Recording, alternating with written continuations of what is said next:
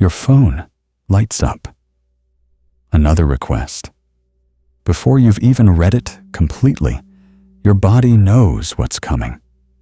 The tightness in your chest, the constriction in your throat, the familiar weight of obligation settling onto your shoulders. You already know you don't have the time, energy, or desire to say yes. But as your thumb hovers over the keyboard, ready to type a polite decline, something ancient activates in your nervous system. Suddenly, saying no feels impossible. Not difficult. Impossible. As if the words themselves might destroy something essential. So you type, "Sure, I'd be happy to help," while a part of you collapses inward, exhausted, before you've even begun. This isn't weakness. This isn't kindness. This is what Carl Jung identified as one of the most sophisticated psychological prison systems ever constructed, one built entirely from guilt. In his clinical work spanning 4 decades, Jung discovered that the guilt we feel when setting boundaries isn't moral guidance. It's a survival mechanism that's outlived its purpose, continuing to operate decades after the threats it was designed to protect against have disappeared. Jung observed that for certain individuals, the act of prioritizing their own needs triggers the same neurological response as physical danger. The body floods with stress hormones. The mind races through the catastrophic scenarios. The entire system mobilizes to prevent what it perceives as an existential threat, the risk of being seen as someone who has limits. But Jung uncovered something that transforms how we understand this phenomenon. The guilt you feel when setting boundaries isn't trying to make you a better person. It's trying to keep you safe from a danger that existed in your past, but haunts your present. The danger of being abandoned for having needs. Jung documented case after case of patients whose inability to set boundaries wasn't a character flaw, but a brilliantly adaptive response to early environments where having needs genuinely threatened crucial relationships. The child who learned that mother's love depended on constant availability. The sibling who discovered that family harmony required endless sacrifice. The student who found that acceptance meant never saying no. These early lessons don't fade with time. They burrow deep into what Jung called the somatic unconscious, the body's memory system that operates faster than thought, triggering responses before the conscious mind even recognizes what's happening. This is why you can intellectually understand that setting boundaries is healthy, while your body treats it like betrayal. Your mind knows the truth, but your nervous system is still protecting a child who learned that love has conditions, and the primary condition is having no conditions of your own.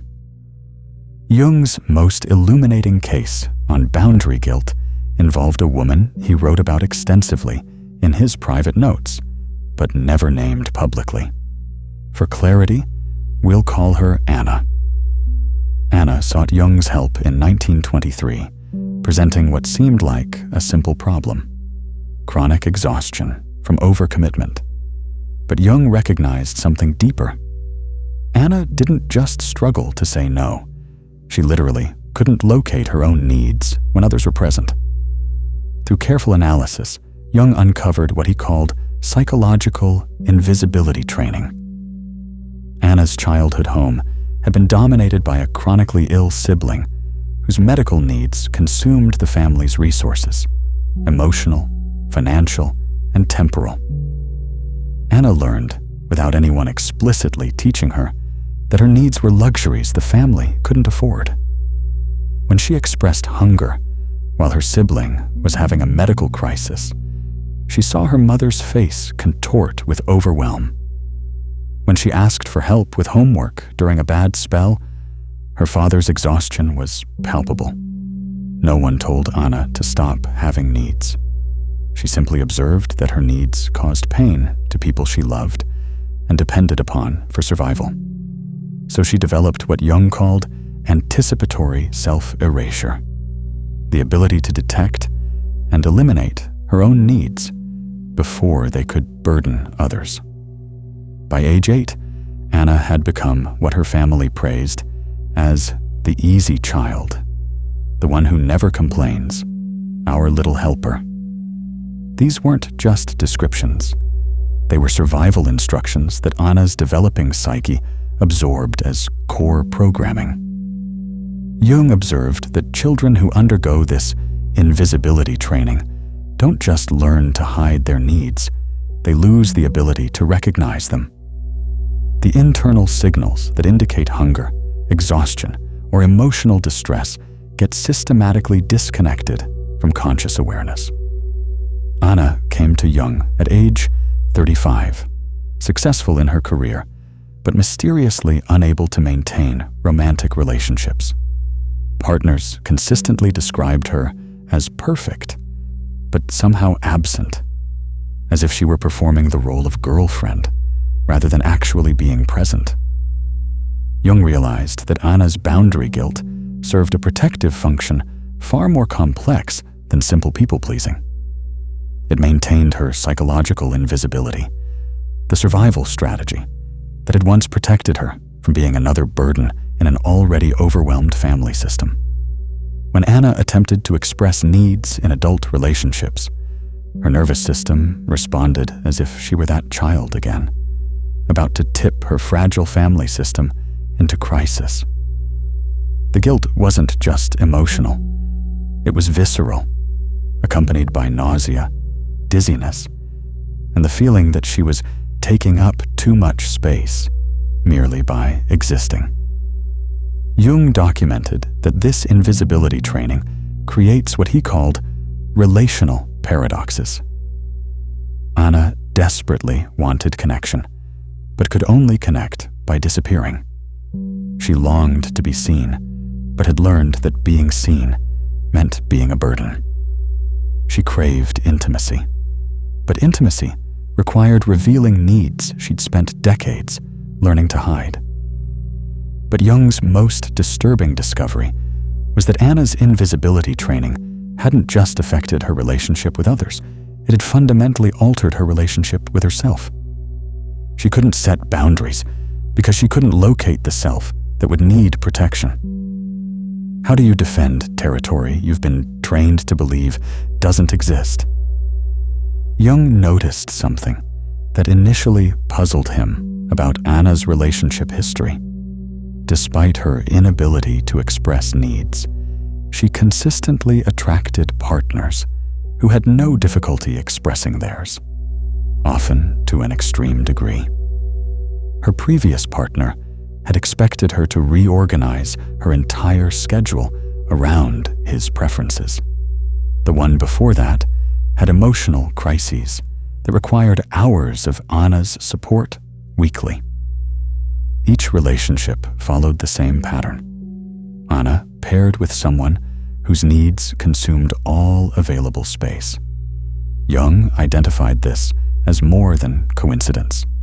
He called it complementary unconscious selection, the psychological mechanism through which people unconsciously attract partners who confirm their deepest beliefs about relationships.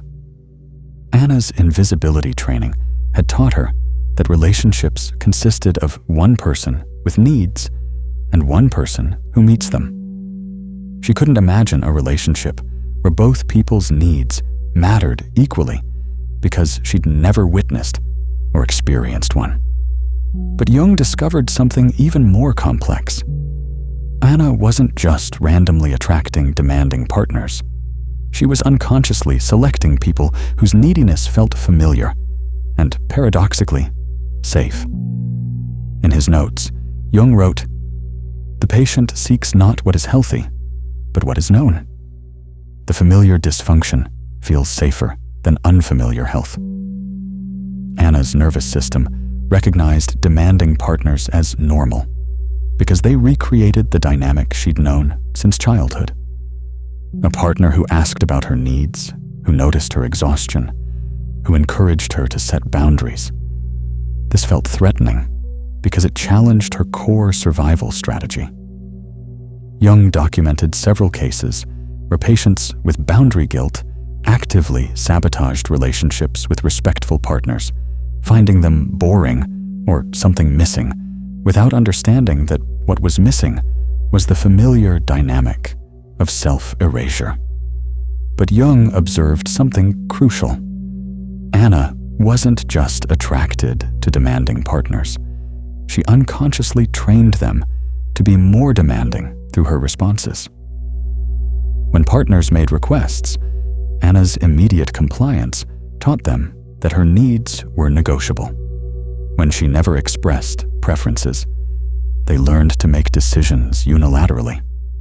When she never showed exhaustion or distress, they assumed she had unlimited capacity. Jung called this unconscious relationship training. Without realizing it, Anna was recreating her family dynamic in every relationship, teaching partners to treat her as the invisible support system she'd learned to be. Even initially considerate partners would gradually become more demanding as Anna's behavior trained them that she had no limits, no preferences, and no needs of her own. She would then feel resentful about their demands without recognizing her role in creating the dynamic. Jung realized that breaking this pattern required more than just learning to say no. Anna needed to fundamentally reconceptualize what relationships could be. She had to imagine and then experience relationships where both people's needs existed simultaneously. But first, she had to learn to recognize that she had needs at all. And this, Jung discovered, required confronting the terror that her entire personality was built to avoid, the possibility that having needs might make her unlovable. Jung's breakthrough with Anna came when he helped her understand that her guilt wasn't just psychological, it was biological. Her nervous system had been shaped by thousands of micro-moments in childhood where expressing needs coincided with signs of danger. A parent's frustrated sigh, a sharp tone, a turned back, a withdrawn presence. Jung understood something that wouldn't be fully validated by neuroscience for decades. Early relationships literally shape the nervous system's threat detection mechanisms. Anna's body had learned to treat her own needs as danger signals. When Anna considered setting a boundary, her amygdala, the brain's alarm system, activated as if detecting a predator. Her prefrontal cortex, the rational planning center, went offline. Her body prepared for the catastrophe it had been trained to expect: abandonment. Jung called this somatic prophecy, the body's prediction of outcomes based on early programming rather than current reality. Anna's nervous system was still protecting a child in an overwhelmed family, even though she was now an adult with independent resources and relationships. But Jung discovered that this biological response served another function. By flooding Anna with guilt and anxiety, when she considered having needs, her nervous system prevented her from risking what it believed would be relationship-ending self-assertion. Jung observed that the body's wisdom is always self-protective, but sometimes it's protecting an outdated version of self. Anna's nervous system was brilliantly protecting her from the consequences of having needs, consequences that were real in childhood, but imaginary in her adult life. The work, Jung realized, wasn't to override these biological responses through willpower. It was to gradually update the nervous system's understanding of what safety meant in current circumstances. Jung developed what he called somatic re-education, carefully structured experiences that would teach Anna's nervous system that expressing needs wouldn't result in abandonment. But this required starting with almost microscopic assertions, far below the threshold that would trigger overwhelming guilt. Anna began with what Jung called invisible boundaries, internal acknowledgments of preferences without external expression. Simply noticing, I would prefer tea over coffee without saying it aloud. Recognizing I'm tired without doing anything about it. These seemed meaningless, but Jung understood that Anna's nervous system needed to learn that even having preferences wouldn't destroy her. Each small recognition that she had an internal experience separate from others' needs was revolutionary for a system trained in self-erasure. Jung documented that this biological re-education couldn't be rushed. The nervous system learns through repetition and consistency, not insight. Anna needed hundreds of small experiences of having needs without catastrophe before her body would begin to update its threat assessment. But Jung observed something fascinating. As Anna's nervous system slowly learned that needs weren't dangerous, she began to naturally attract different types of people. Without conscious effort to change her selection patterns, she found herself drawn to partners who were curious about her internal experience rather than threatened by it. Jung realized that the nervous system doesn't just respond to relationships.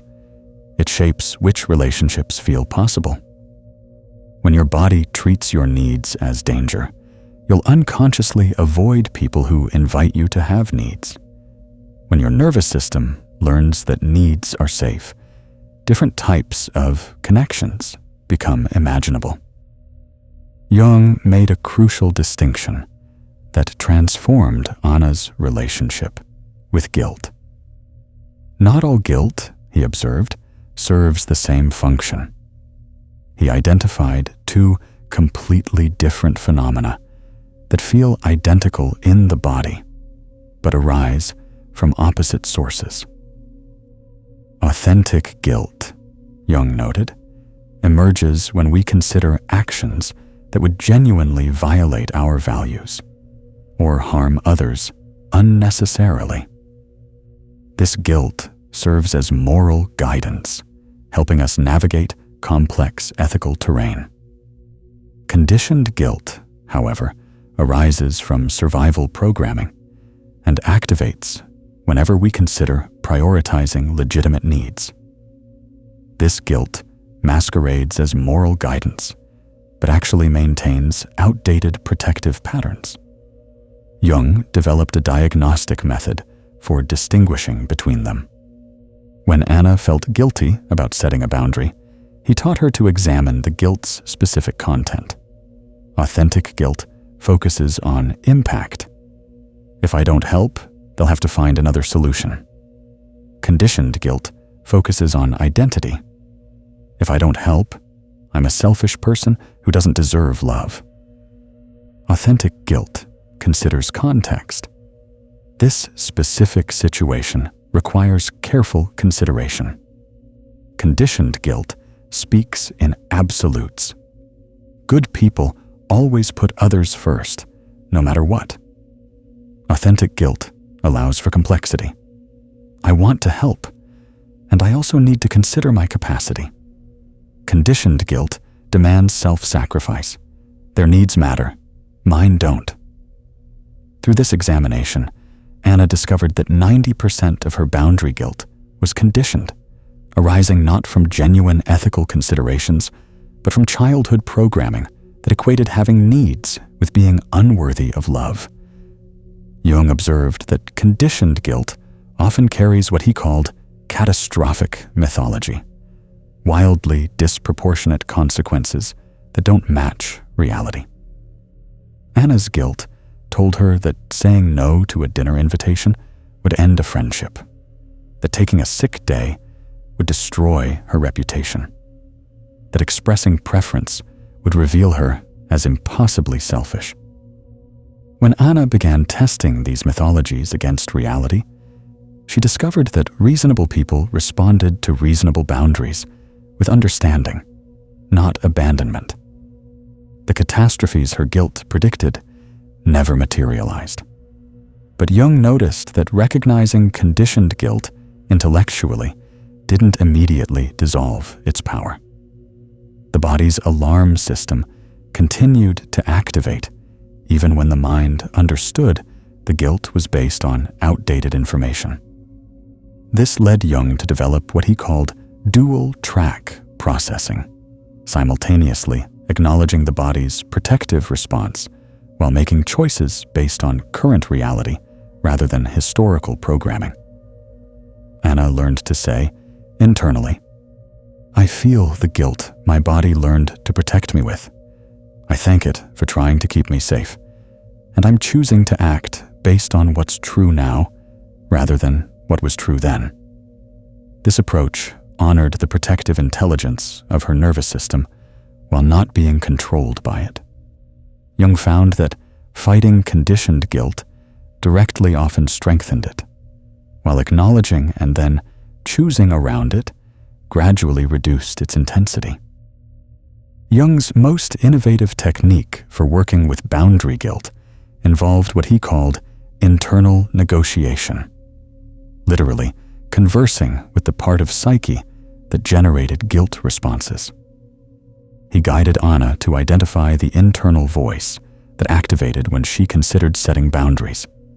She discovered it wasn't her voice at all. It was an amalgamation of early authority figures whose approval had once meant survival. Rather than trying to silence this voice, Jung taught Anna to engage it as she would a frightened child or overprotective parent. The voice would say, "You're being selfish. No one will love you if you have needs." Anna learned to respond, "I hear that you're scared about losing love. What specifically are you afraid will happen?" The voice would typically respond with scenarios from childhood, being called selfish by mother, seeing father's disappointment, feeling the withdrawal of warmth that followed any self-assertion. Jung guided Anna to acknowledge these experiences. Yes, that did happen when we were young. It was painful and scary, and we're not in that situation anymore. Let's look at what's actually true in our current relationships. This dialogue revealed that the guilt-generating voice was frozen in time, still responding to threats from decades ago. It genuinely believed it was protecting Anna from abandonment by preventing her from having needs. Jung emphasized that this internal voice wasn't an enemy to defeat, but a protector to update. Anna learned to appreciate its protective intent while providing it with new information about current reality. "Thank you for trying to protect me from abandonment," Anna would tell the voice. "I need you to know that the people in my life now are different from my childhood family. They actually feel more comfortable when I'm honest about my needs, because it helps them understand how to care for me." Over time, this dialogue transformed the guilt voice from harsh critic to cautious advisor. It still activated when Anna set boundaries, but instead of commanding compliance, it would ask, "Are you sure this is safe?" And Anna could respond, "Let's find out together." Jung observed that this dialogue method worked because it honored the protective intelligence of the psyche while updating its methods. The part of Anna that generated guilt wasn't trying to harm her. It was trying to protect her using the only strategies it knew. But Jung discovered that dialogue alone wasn't sufficient. The protective part needed evidence that boundaries wouldn't lead to abandonment. This required what Jung called graduated experiments in self-assertion. Jung developed a systematic approach for helping Anna reclaim her ability to have needs without overwhelming her nervous system. He called it titrated boundary practice, introducing self-assertion in doses small enough to integrate without triggering overwhelming guilt.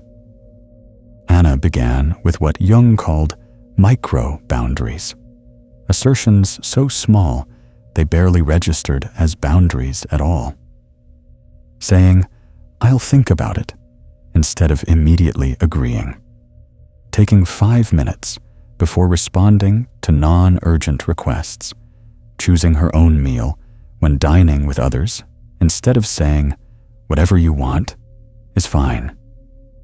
These seemed insignificant, but Jung understood that Anna's nervous system needed to learn through experience, not explanation. Each micro-boundary that didn't result in abandonment provided data that her protective system could integrate. Jung emphasized the importance of what he called somatic tracking, paying attention to the body's responses during boundary setting. Anna learned to notice when her chest tightened, when her breathing became shallow, when her stomach clenched. These signals helped her recognize when she was approaching her nervous system's threshold. When the body's alarm became too intense, Jung taught Anna to pause rather than push through. Forcing herself to set boundaries while flooded with anxiety would only reinforce her nervous system's belief that boundaries were dangerous. Instead, Anna learned to work at what Jung called the edge of tolerance, the place where she felt uncomfortable but not overwhelmed. This allowed her nervous system to gradually expand its capacity for self-assertion without re-triggering trauma responses. Jung documented Anna's progression over 2 years. First, she could state preferences about neutral topics, food, music, timing of appointments. Then, she could decline non-essential requests from acquaintances. Eventually, she could express needs directly to close friends and romantic partners. Each stage required what Jung called integration time, periods where Anna's nervous system could absorb the new information that boundaries hadn't destroyed relationships. Jung observed that pushing too quickly from one stage to the next often resulted in what he called protective regression, retreating to old patterns when the system felt overwhelmed. But Jung's most important discovery was that as Anna developed capacity for boundaries, the quality of her relationships transformed. People who had taken her availability for granted began respecting her limits. Friends expressed relief at finally knowing her preferences. Partners reported feeling more connected when she revealed her needs. Jung noted, "The patient discovered that boundaries, rather than creating distance, created the safety necessary for genuine intimacy. When others knew her limits, they could relax into connection without fear of unknowingly overwhelming her." Anna found that saying no to some things allowed her to say yes to others with genuine enthusiasm rather than hidden resentment. Her yes became meaningful because it was chosen rather than compelled. 2 years into her work with Jung, Anna experienced what he documented as a fundamental shift in identity. She no longer thought of herself as someone learning to set boundaries. She had become someone who simply had them. The guilt still arose sometimes. Jung observed that early conditioning never fully disappears. But Anna's relationship with the guilt had transformed. Instead of commanding immediate compliance, it became what Jung called background weather, present, but not determining. Anna described the change. "I used to feel guilty for having needs, as if needing anything made me fundamentally selfish. Now I understand that having needs is just part of being human. The guilt still whispers sometimes, but I know it's an echo from a time when having needs felt dangerous." Jung documented that Anna's transformation went beyond individual boundary setting. She had developed what he called relational sovereignty, the ability to be fully present in relationships while maintaining clear selfhood. She could care deeply about others' experiences without losing track of her own. She could offer support without depleting herself. She could receive care without feeling indebted. She had learned to exist in what Jung called the paradox of connection, being separate and connected simultaneously. But perhaps most significantly, Anna's capacity for genuine intimacy had expanded. When she no longer needed to hide her needs, she could be fully present with others. When she wasn't consumed with managing guilt, she had energy for authentic connection. Jung observed that Anna's relationships became more reciprocal, not through demanding reciprocity, but through modeling it. When she expressed needs clearly, others felt permission to do the same. When she set boundaries kindly, but firmly, others learned to trust her, yes, as genuine. The chronic exhaustion that had brought Anna to Jung's office resolved not through time management or stress reduction, but through no longer carrying the weight of everyone else's needs while denying her own. She discovered that energy naturally regenerates when you're not constantly overriding your body's signals. Jung wrote in his final notes about Anna, "The patient has achieved what I consider the hallmark of psychological health, the ability to disappoint others when necessary without experiencing it as self-annihilation." This wasn't callousness or indifference. It was the recognition that disappointing others is sometimes the price of honoring your own truth, and that relationships that can't survive honest boundaries weren't sustainable anyway. Anna learned that the people who truly cared about her were relieved when she revealed her needs. It gave them the opportunity to care for her in ways that actually mattered. Those who were threatened by her boundaries revealed themselves as invested in her compliance rather than her well-being. Carl Jung's work with Anna revealed a fundamental truth. The guilt we feel when setting boundaries isn't evidence that we're doing something wrong. It's evidence that we're doing something different from what our early conditioning taught us was necessary for survival. The path from guilt to boundaries isn't about becoming harder or less caring. It's about updating your nervous system's understanding of what love looks like, recognizing that love that requires self-abandonment isn't love, but transaction. Your guilt is not your guide. It's your history. And you have the power to write a different future. Here's what I need you to consider. What would change in your life if you could set one boundary without guilt? Not without consideration for others, but without the crushing weight of conditioned guilt that makes your needs feel like betrayal? Name that boundary below. Sometimes the first step to freedom is simply acknowledging what prison you're in. Subscribe to explore more of Carl Jung's revolutionary understanding of how early relationships shape adult patterns. The guilt you feel when setting boundaries is not moral guidance. It's outdated survival programming. Understanding the difference changes everything.